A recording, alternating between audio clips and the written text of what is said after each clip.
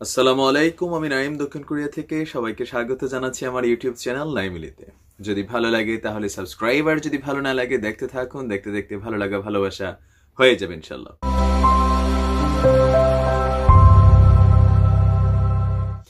দর্শক, আমার কোলে আমার ছেলে আরিশ ইবনে নাইম। আমার মেয়ের নাম হচ্ছে ইলিয়া বিনতে নাইম। এই চ্যানেলের নামের একটা অংশ হচ্ছে নাইম। ইলি হচ্ছে আমার মেয়ের নাম, আর তিনি হচ্ছেন আমার কলিজার টুকরা আরিশ বিনতে নাইম। দোয়া করবেন আমার ছেলের জন্য ইনশাআল্লাহ। ভিপি নূরের নামে যে মামলার বিষয়টা আমি আপনাদের লাস্ট ভিডিওতে বলছিলাম, যে বিষয়টা সম্পর্কে আমি একটু যাচাই বাছাই করছি। ইভেন আমার যতটুকু ক্ষুদ্র জ্ঞান মস্তিষ্ক আছে সেটাকে আমি লাড়াচাড়া করার পরে আমার কাছে যে তথ্যটা মনে হচ্ছে, জানি না সেটার সাথে আপনাদের মতামত সঠিক একমত হবে কিনা, বাট একান্তই এটা আমার ব্যক্তিগত মতামত। এটার সাথে আসলে কোনো এভিডেন্সগত কোনো বিষয় আমার হাতে নেই, বাট বিবেকের আদালতে ধরেন আমার কাছে এটা মনে হচ্ছে যে কোথাও না কোথাও তো কানেক্টেড। যে এই মামলার হত্যাকাণ্ডের বিচার আসলে আমরা যেভাবে চাচ্ছি হবে না তা না, হবে। ওসি প্রদীপ দাস বরখাস্ত হয়েছে, সে আর পুলিশে সম্ভবত আর পুনর্বহাল হওয়ার সুযোগ থাকবে না। আমি এতটুকু বিশ্বাস করি যে এইটা হবে না। তবে ওসি প্রদীপ দাসের ফাঁসি বা ধরেন যাবজ্জীবন সহ আমরা যেটা চাচ্ছি সেটা কিন্তু আসলে হবে না। এখন এই ঘটনাটাকে আমার আপনার নজর থেকে আড়াল করে অন্য একটা ঘটনা দিয়া মার্কেট দখল করার জন্য যে পায় তারা গত 2 মাসের ভিতরে 3-4টা ঘটনা জন্ম দিছে, সেগুলা কিন্তু কোথাও না কোথাও একটা আরেকটার সাথে কানেক্টেড।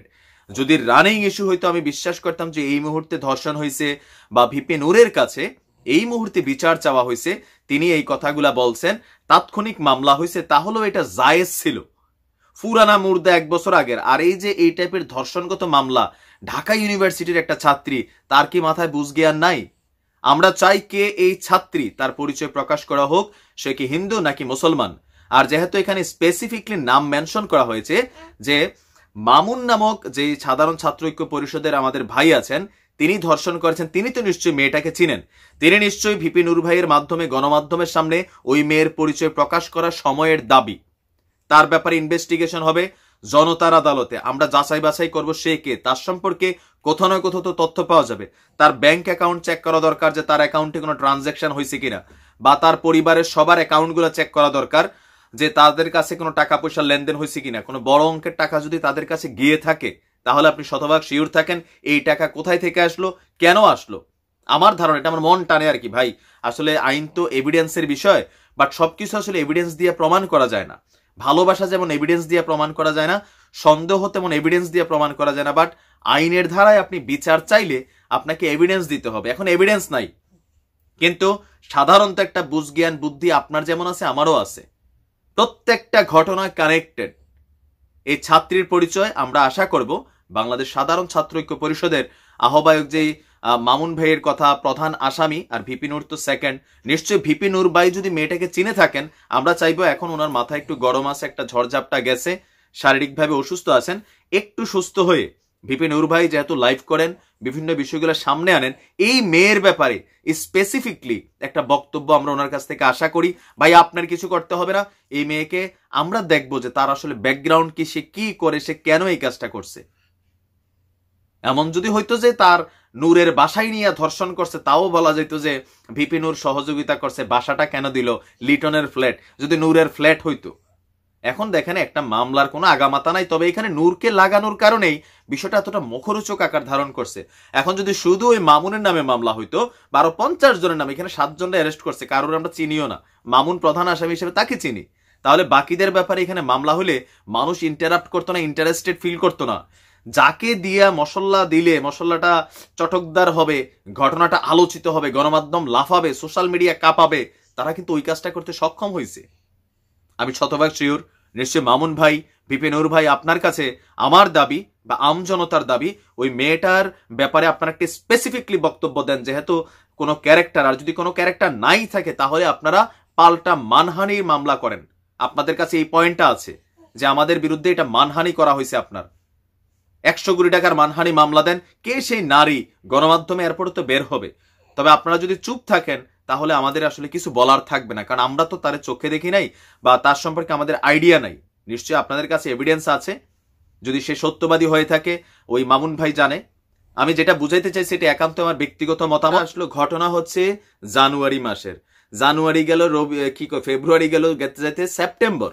হুট করে মাইয়ার মনে হইল যে আচ্ছা যদি এমন হইতো যে ধরেন এই ভিপি নূরের কাছে সে বিচার চাইছে এই মাসে, ধর্ষণ হয়েছে জানুয়ারিতে, সে ঢাকা মেডিকেলে ভর্তি ছিল জানুয়ারির 12 তারিখ, ভিপি নূরের কাছে সে সাহায্য চাইছে জুনের 24 তারিখ, ততদিনে কিন্তু মেজর সিনহা হত্যাকাণ্ড হয়নি।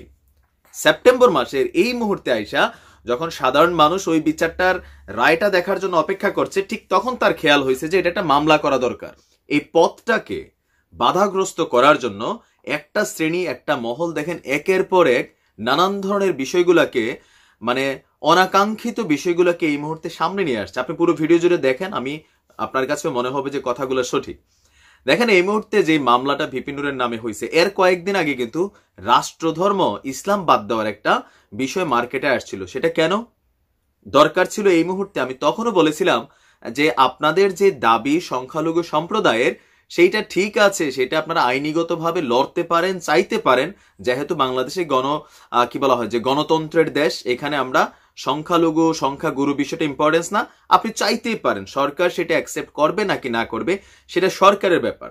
কিন্তু ওই মুহূর্তে একদিন পরেই আবার এই যে তাদের রিটটা ছিল সব কিন্তু তারা তুলে নিল। তাহলে প্রথম দিন কেন করছিল?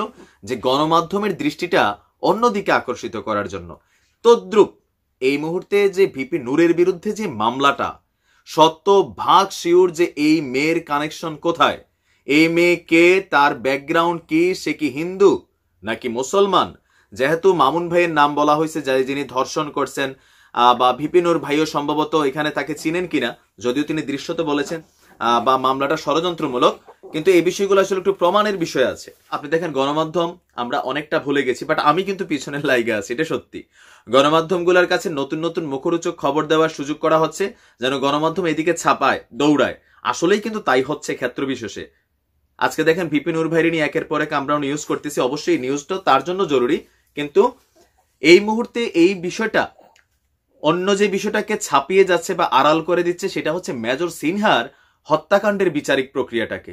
কার্যত কয়েকদিন যাবত, আমার মনে হয় যে প্রায় 7-10 দিন হয়ে যাবে যে আর নতুন কোনো আপডেটিং নাই। শুধুমাত্র যে ওসি প্রদীপ দাসের বিরুদ্ধে দুদকের করা যে মামলা, সেটার একটা রায় আসছে তার সম্পত্তি ক্রোকের ব্যাপারে, কিন্তু বাকিদের ব্যাপারে আসলে দৃশ্যত আর কোনো অ্যাক্টিভিটিস দেখা যাচ্ছে না। এই মুহূর্তে গণমাধ্যমের যে মুভমেন্ট, গণমাধ্যমের যে চলার যাত্রা বা সামাজিক যোগাযোগ মাধ্যমে অন্য একটা বিষয়কে ভাইরাল করিয়ে মেজর সিনহার ইস্যুটাকে আড়াল করার জন্য নানান প্রক্রিয়া চলছে। ভাই বিশ্বাস করেন, এই ওসি প্রদীপ দাসের দৌড় কিন্তু অনেক লম্বা।